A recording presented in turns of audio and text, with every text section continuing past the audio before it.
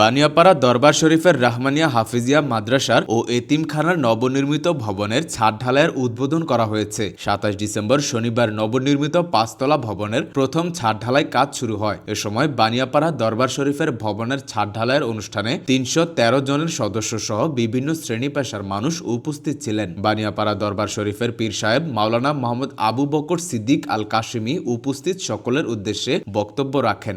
তাদের জন্য জায়গার ব্যবস্থা হবে, আমরা ছাত্র আরো ভর্তি করতে পারবো, আমরা পড়ালেখার মান বাড়াইতে পারবো, আমরা তাদেরকে সুবিধা দিতে পারবো।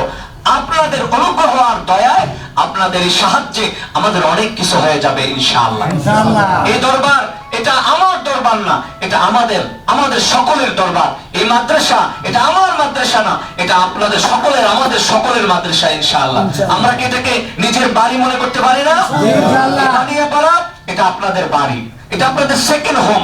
আল্লাহর রহমতে দরবারের মাহফিল আছে সামনে, 15 জানুয়ারি পহেলা মাঘ, আপনাদের জন্য দাওয়াত থাকবে। আপনারা তো এখন এই দরবারের বিশেষ মেহমান, কারণ আপনারা ৩১৩ জন সদস্যের মধ্যে আপনারা প্রত্যেকে একজন করে। আপনাদের জন্য ইনশাআল্লাহ আমি সুন্দর একটা মেহমান খানা করব, যেন মাঝে মাঝে দরবারে আসলে একটু স্বাচ্ছন্দ্যে বসতে পারেন, একটু চা খেতে পারেন, একটু আপ্যায়িত হতে পারেন। আল্লাহ যেন কবুল করেন। এ সময় মাদ্রাসা ও এতিমখানার নবনির্মিত ভবনের কাজে সমাজের বৃত্তবানদের এগিয়ে আসার আহ্বান জানানো হয়।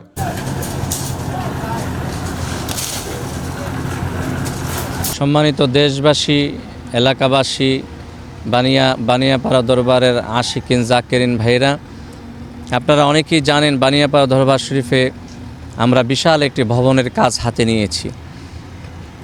তো আল্লাহ রহমতে আজকে প্রথম ছাদ ঢালাইয়ের মাধ্যমে তা শুরু হয়ে গেল।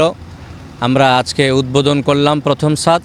কাজ চলমান আছে ইনশাআল্লাহ। দেশবাসী এবং মুসলমান ভাইদের কাছে আমার অনুরোধ, আপনারা সুদৃষ্টি রাখবেন, দরবারের উন্নতির দিকে খেয়াল করে, দরবারের ভালো মঙ্গলের দিকে খেয়াল করে আপনারা আপনাদের শারীরিক সহযোগিতা, মানসিক সহযোগিতা, আর্থিক সহযোগিতা দিয়ে যাবেন ইনশাআল্লাহ। আমি দোয়া করি আল্লাহ তাআলা বানিয়াপাড়া দরবারের মসজিদের দক্ষিণ পাশে 4 জন আল্লাহর ওলি আছেন, তাদের জন্য রুহানি ফায়েজ ও তাওয়াজ্জু আপনাদের সবাইকে নসিব করে। আমিন। সূচনা community.tv, বিনোদনের পাশাপাশি খবর।